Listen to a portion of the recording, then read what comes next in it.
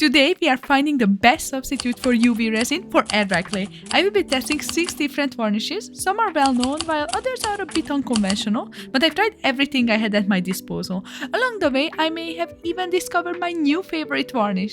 We will be comparing each one based on ease of application, toxicity, drying time, appearance, durability and cost. At the end I will put all into a tier list so you can decide which one might become your favorite too. Hey, I'm Shugi, the artist behind Novyra jewelry and clay art, and today we will be testing the following varnishes. So grab a snack, pour yourself a drink and get cozy. A quick disclaimer before I start, everything in this video is subjective and based on my personal experiences. First I tested ease of application and drying time. I started with translucent Sculpey liquid clay. I know it's made for polymer clay and is technically not a varnish, but I wanted to see whether it could harden into a protective plastic layer on air dry clay.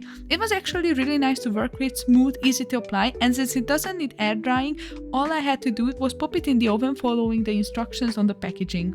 And then it was done in 15 minutes. Next up was glossy Mod Podge. It's very liquidy and smooth, so it was really easy to apply. However, I was a little concerned about the visible brush strokes. It takes around 24 hours to fully dry. Next I tested the polyurethane wood varnish, specifically one designed for toys, which you can find in most hardware stores. It was easy to apply, but the drying time is pretty long, needing about an hour between coats and 48 hours to fully cure.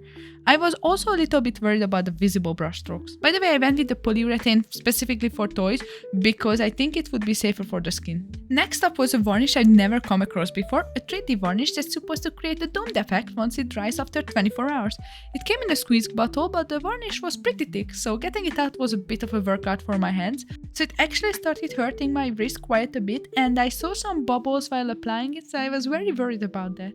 The drying time might be a bit long, but it should only need one layer, so that's a positive. The fifth varnish I tested was a pouring glaze. It was very smooth and liquidy, which made it really easy to apply. The brush strokes were barely visible, and it's designed to dry into a hard glass-like finish within 24 hours. It became dry after about 40 minutes, so you can easily add a second coat after that if needed. Also, after 40 minutes, it was still slightly soft, so I could bend it with my bare hands, which was great as it rolled down on the side of the pieces and started hardening into a puddle, so I could easily shape it or cut it off if needed.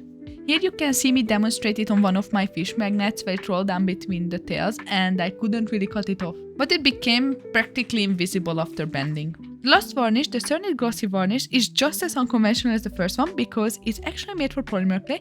I already enjoy using it on polymer clay since it's really easy to apply, but I wanted to test it on air dry clay too. It needs at least 2 to 3 coats with about an hour between each one, and then you still have to bake it according to the package instructions for 15 to 30 minutes. Overall, the whole process kind of feels like a bit of a hassle. That's why I'm trying to look for other alternatives for polymer clay. If you want me to make a similar video for polymer clay as well, please let me know in the comments. The next category is toxicity and what safety gear is needed to use these products. The whole point of this video is to find alternatives to UV resin. While UV resin can give beautiful results, it can also be difficult to work with. It requires proper safety precautions, has a fairly steep learning curve, and even cured resin may cause skin irritation or allergic reaction in some people, especially with repeated exposure. When working with UV resin, it's important to wear appropriate personal protective equipment such as nitrile gloves, eye protection and respirator fitted with filters suitable for organic vapors, while also ensuring excellent ventilation. Many artists use an air purifier or work outside whenever possible. According to the information I could find online and on the manufacturer's sites, all of the varnishes in this video, except for the polyurethane varnish, only require good ventilation during use. You should still avoid getting them on your skin or in your eyes while they are in liquid form, so I personally recommend wearing gloves just to be safe. Once fully cured or dried, they generally shouldn't cause skin irritation unless you're allergic to one of the components. The polyurethane varnish packaging recommends safety precautions similar to those used with UV resin. You should also avoid washing brushes in the sink or disposing of leftover products down the drain or into the environment, as liquid polyurethane can still release volatile organic compounds and may be harmful to the waterways. If you have any additional information or experience with any of these products, please let me know in the comments. I definitely don't know everything and I want to avoid spreading any misinformation. And finally, none of the varnishes tested in this video, including UV resin, should be considered food safe. I know to some people these safety precautions sound over the top. For craft items you can easily buy at hobby stores, but in my opinion it's not worth risking yours and others' health when it can fully be avoided. But of course, the way you use any of these products is completely up to your own responsibilities. If you find this video useful or you are just enjoying it, please make sure to like it and subscribe because it would help me so much. Also, check out my store if you want to support my work. You can buy most of these things you can see on screen or even handmade jewelry. You can use the coupon code on screen to get 15% off if you buy any 2 items from my store. Anyway, let's get on to the next point. Appearance after drying. This is probably one of the most important parts of this video. First up, Cernit. It had an amazing shine, and although it didn't create a dome effect, it looked beautiful overall. Unfortunately, it did bubble up during baking. This was most likely due to the temperature being slightly too high and or because it was used on air dry clay instead of polymer clay. Next up was liquid sculpey, and unfortunately it was a complete failure. It cracked the acrylic paint, didn't cure properly, and there was no shine or dome effect. It even stained the piece. I absolutely love liquid sculpey when it's used the way it's intended, but as a varnish for air dry clay, it performed exactly how I expected. It just didn't work. Polyurethane wood varnish gave a really nice shine, but there was no domed effect and the brushstrokes were very visible. Dipping the pieces could probably help with that, but since mine didn't have hooks to hang and dry, that wasn't really possible. You would also have to deal with drip marks and constantly wiping them while they set. The 3D varnish had an amazing domed effect and a really nice shine, but as I suspected, the bubbles caused some serious issues. They turned into huge bubbles and then hardened like that. When I tried to pop them, they just became dense. I ended up ruining 3 pieces with it, but if you can somehow avoid bubbles, I honestly think it looks amazing. The orange cat piece was the only one I managed to get completely bubble free, though I have no idea how I did it yet. Without the bubbles, I think it looks a lot like UV resin. The next one is glossy Mod Podge. I was actually surprised by this. They turned out much shinier than I expected. There was sadly no dome effect and the brushstrokes were quite visible. And for some reason the packaging says that you should seal it with extra acrylic sealer after using. The pouring glaze already looked amazing with just 1 coat, but I thought that with 2 layers the dome effect and shine might be even better. So I added a second coat and honestly I can hardly tell which one is a UV resin anymore. I personally actually prefer this look. It dries into this really hard glassy finish. It might not be quite as thick as UV resin, but I love how it looks and they even sound the same when you tap on them.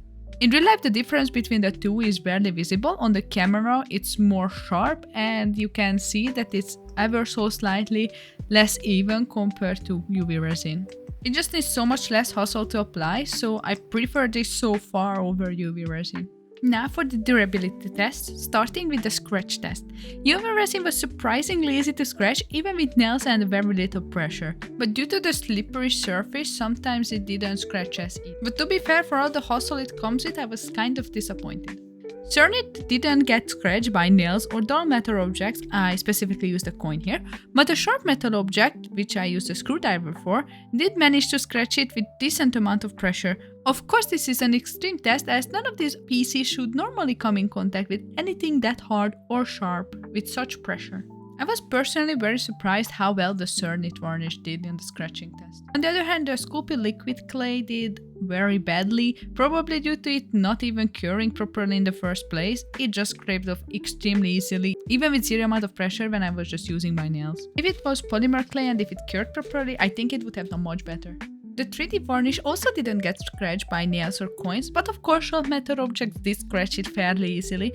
Because of its slippery surface, the tool needed to get a good grip before it could actually damage it. With a sharp object, it did very similar to UV resin, but the dull objects and the nails scratched it much less easily. The polyurethane varnish did quite well. Nails and coins didn't scratch it at all, and while a sharp object did manage to scratch it, it still performed better than I expected. I put 2 coats of polyurethane on this piece and I expected it to be much more easy to scratch because it seems like such a thin layer still. I think if you would put several like 3 or 4 layers it would be much harder to scratch. My biggest surprise was Mod Podge. It did get scratched by sharp metal objects of course, but I've heard so many people say they dislike it because it stays sticky, gooey or easily scratchy. I didn't really experience any of that.